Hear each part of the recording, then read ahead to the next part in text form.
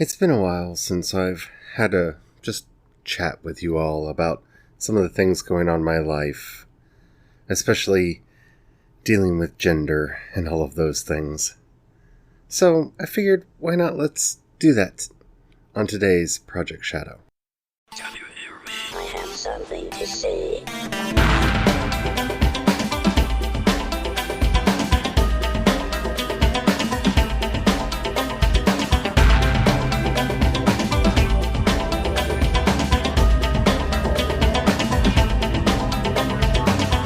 Project Shadow starts now. Hello everyone, how are you doing today? My name's Charlie. You might know me better as sci-fi fantasy writer C.E. Dorset, especially if you're reading my new book, Crucify My Love. How are you doing today? Yeah, it's been one of those days. I've had a lot going on and been talking to some people on the Twitter and some other places, and I just felt that it might not be a bad idea to have one of those gender discussions today. Yeah, alright. But before we get into that, if you haven't already, please take a moment to rate this podcast in whatever app you're listening to me on. It really does help out a lot. It tells the algorithm to share the podcast with more people. The more people that listen, the bigger the community. The bigger the community, the more chance we have of actually talking to one another. And after all, that's why I do this in the first place. So I hope everyone out there is doing well. As you know, I hurt my throat a couple weeks back choking on a burrito. And yeah, it was a traumatic experience. No one ever likes to see blood coming out of their own mouth. It was not a happy time. But the one thing that is hard to talk about to the people around me is the other effect that it had on me. And because of how I injured myself, it caused my voice to drop way down low. Because I have a fairly deep voice and I work very hard to try to raise it up. And so, on top of dealing with everything that went along with, really badly hurting my throat, I also had to deal with the wonders of dysphoria that came about from hearing my voice come out of my mouth like it used to back before I started working on fixing it. And I had done a lot of work to make it better and make it where I wanted it to be. And I'm still not quite where I want it to be, but it's so much better than it was. And that was a shock for me. Because as you know, I have a very strained relationship with gender. And if this is your first podcast you've listened, you can go back and I've talked about this for a while on the podcast now. But it's really difficult, especially now, for me to figure out how to live in this world.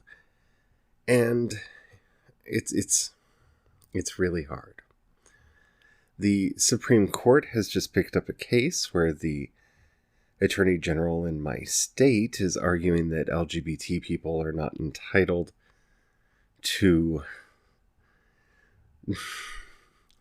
housing and employment discrimination protection because that we're different, and that's not what the people who wrote the legislation meant, and we are not really discriminated against because of our gender, but because we're freaks. That makes life easier. That makes life feel good. And then you add on top of it, the region that I live in, it's not exactly safe to be out, especially as trans. And, I don't really pass as a woman because, I'm 6'1", I have broad shoulders, I'm quite large. Yeah. all of these have been problems. And I kind of got to a point the other day where I realized that the biggest problem that we live in is that everything is so hyper-gendered. Everything. Why does somebody need to know exactly what gender I am and then feel that they have the right to have an opinion about that? It's a question that I think a lot of us who have been anywhere from genderqueer to non-binary to trans have grappled with over the years. Who needs to know? And it's made more difficult living in the family that I do, where my mother, who still hasn't gotten over the concept that I live with a man and have been married for over 21 years to him. Yeah, she still hasn't quite come to terms with that. Trying to figure out how to explain and express myself. And then to make matters worse, my friends and people who do know stumble over themselves constantly trying to remember the proper pronoun to use for me. I prefer she, her, they, them, just not he. Anything that's not he, him, I am kind of alright with. I prefer she, her, though. And that's where everything kind of starts falling apart. Because being the kind of person that I am, I don't like putting other people out. I don't like making people struggle like that. Because anytime they accidentally misgender me, they become instantly over-apologetic. And I keep trying to explain to them, it's all right, I understand, it's fine. I know you're not being malicious. It just, you slipped up. You were used to calling me he, him for a very long time, and now you're not anymore. It's not a big deal. I'm fine. We'll get through this.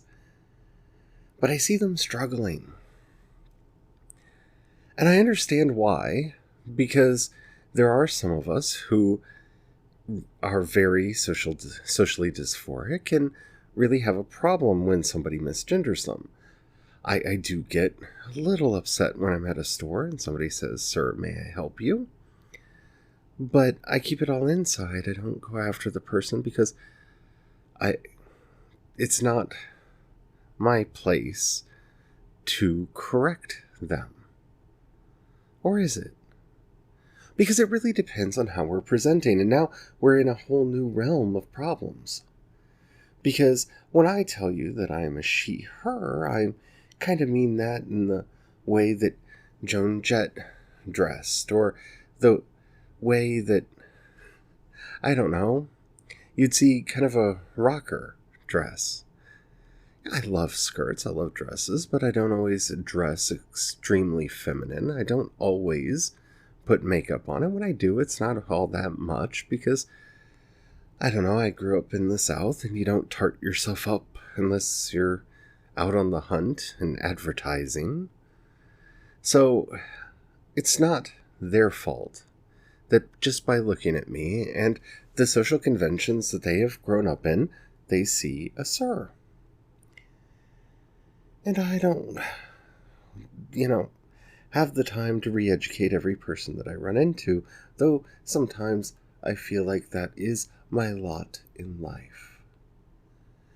And this is kind of why I wanted to do this podcast, because I know that I have a lot of LGBT listeners. I know I have a lot of trans listeners. And I think things are getting better, mainly because I see how people react and I see how people respond, and for the most part, my reception is fairly good, and it's better than I would have ever expected. But at the same time, we have the forces that have always worked against us trying to work against us, because every social group requires someone to feel better than. And that's always been the way of things. That's why racism and sexism and all of those isms come about. That's why we have homophobia, because no matter how down on your luck you are, you're at least better than them gays. And that's why we have transphobia, because no matter how down on your luck you are, you're always better than those transsexuals. And I'm sorry if that offended anybody. I almost said an even more offensive word. Because that's what's going through their mind. They're just trying to make themselves feel better because at least they're better than those deviants, those people who don't abide by the rules of society. And I'm kind of done with it. I mean, it's not something new. I've been done with the rules of society for a while, but I'm just tired of playing the game. I'm tired of having to explain and justify and argue for my own right to exist, and I just want to exist.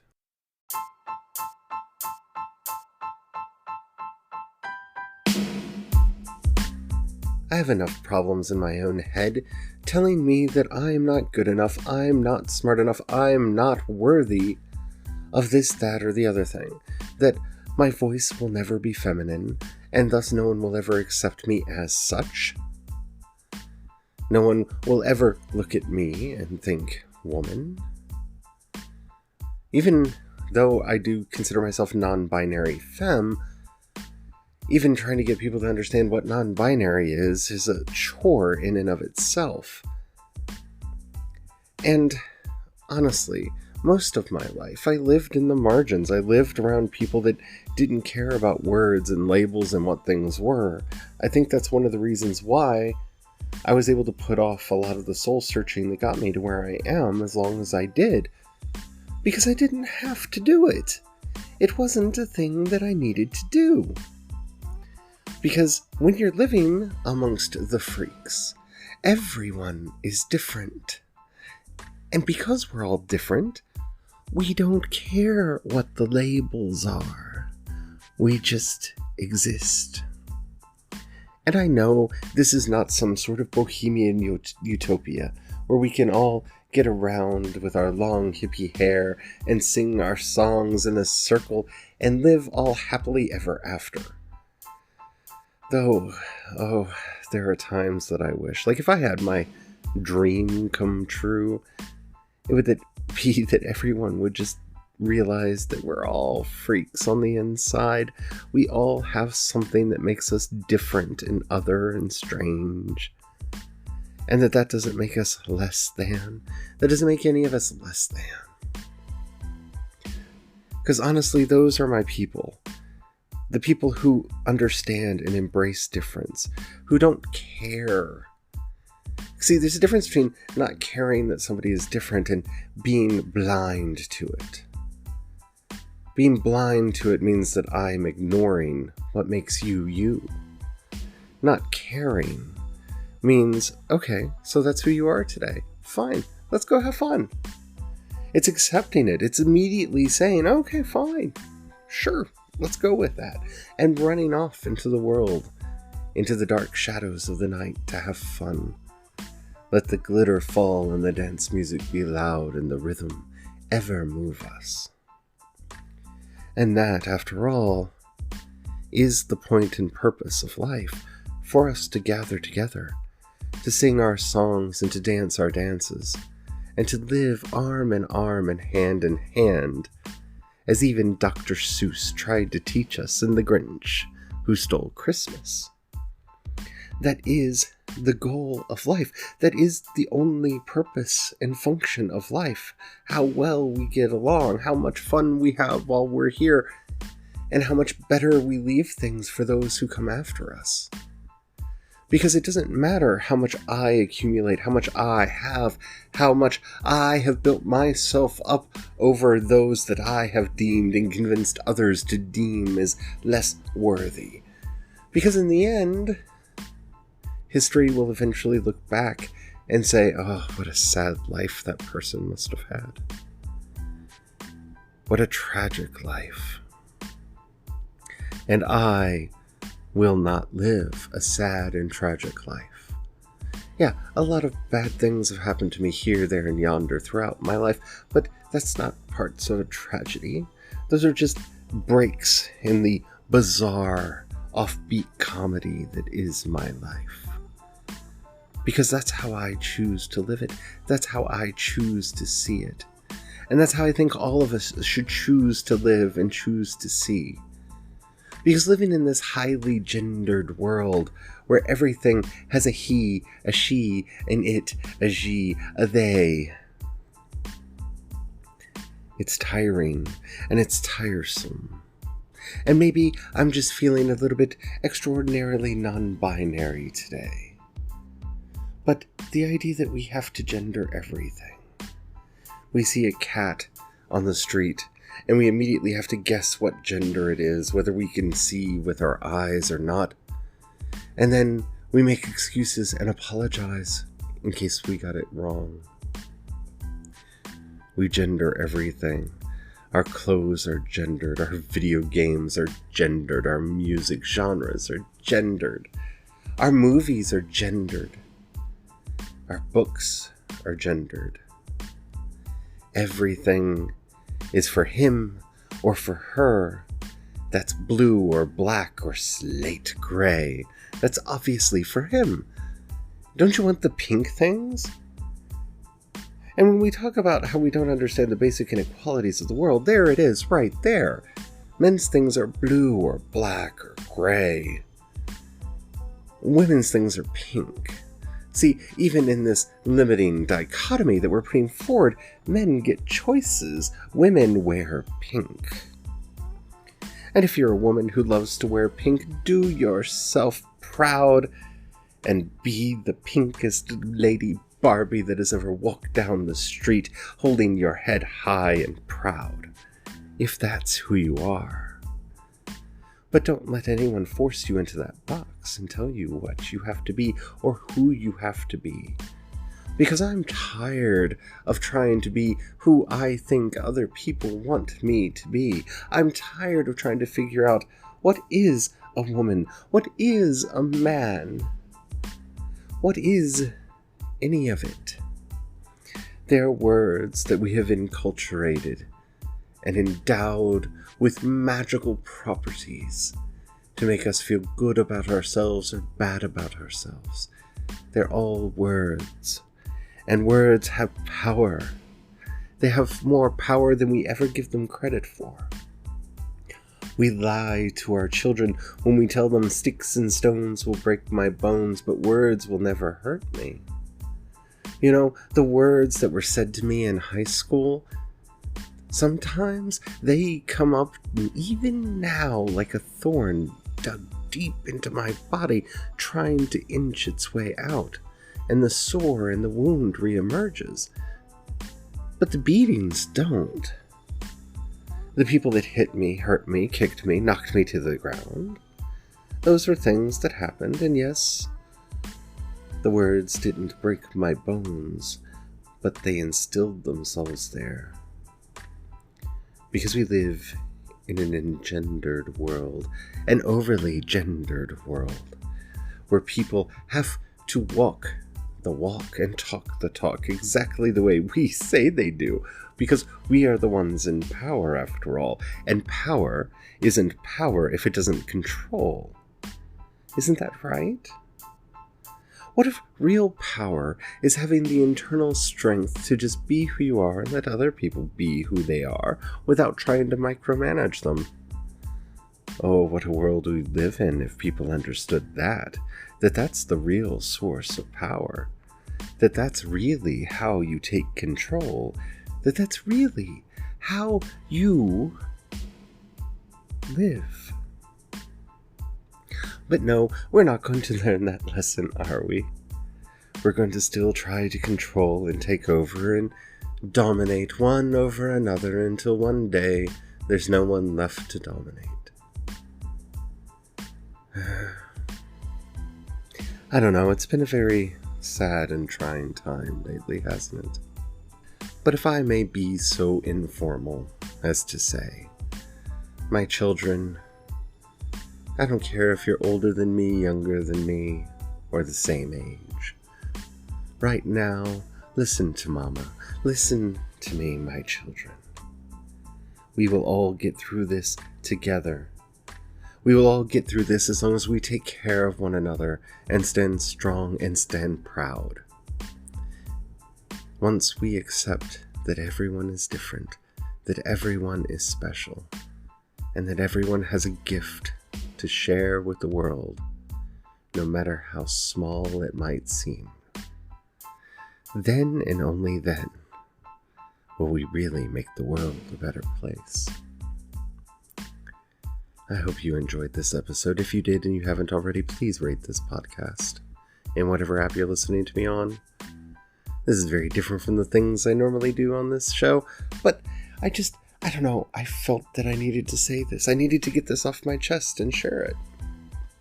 If you all really enjoyed it, maybe I'll do more of this kind of thing. If you have $1 that you can spare, down in the show notes you'll find a link both to my Patreon and to the community support tab. The difference between the two is people on Patreon occasionally get stuff. If you have any money and you would like to help keep me doing everything that I'm doing, please think about signing up over at my Patreon. It really does help out a lot. If you don't have any money or you don't feel like giving right now, that's fine. That's perfectly alright. I completely understand. But if you know somebody you think would like this podcast, please do share it with them. That helps out a lot as well. If you have any questions, comments, or topics you'd like to hear discussed on the show, please take a moment and let me know. You'll find a link to the voice message system in the show notes, or you can hit me up on Twitter or Instagram. I'm C. Dorset on both. And until next time, just don't care what other people say about you. Know who you are and know that that's the only thing that really matters. And don't forget, the most important thing that I say at the end of every episode, don't forget to have the fun. Bye.